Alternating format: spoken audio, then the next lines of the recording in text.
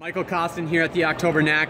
Michael, how does this NAC kind of fit with the rest of your season, be it USA Fencing or NCAA's?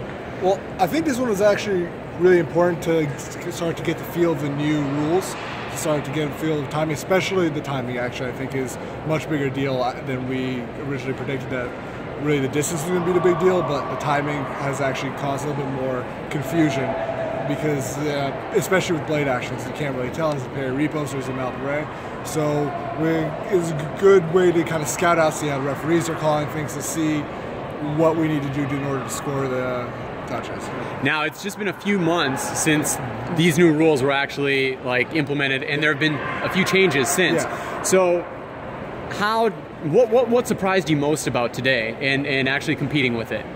Well, in competing, I thought it was pretty similar because everybody's still kind of feeling things out, and you could tell that when you were fencing there, nobody was committing too strong. There was a lot of going in and watching something we didn't really see before the rule change, which I think is kind of good for fencing. It gives you start to be able to mix premeditated and watching, which I think is a little bit more interesting than what was going on before. On the other hand, you could see that there was some likelihood for injuries, a lot of people smashing guards and stuff. I don't think there were any concussions that I noticed it, but I did see somebody getting their head iced, so that might be a little bit dangerous. So, but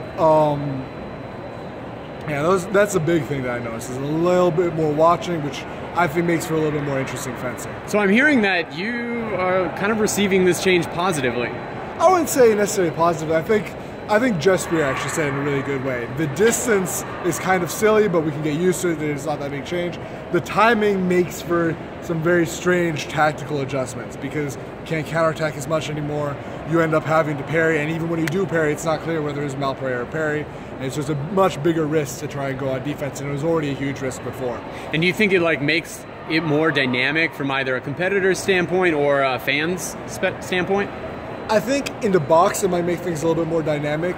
It makes the outside the box a lot less dynamic. It's a lot more, the attacker is probably going to get the touch unless something goes drastically long. I think what I noticed, especially in pools, I think I hit 100% of my long attacks in pools. It was just the stuff outside the long attack that didn't work so well. So, and I noticed that with other people, whenever you go back, you're going to get hit.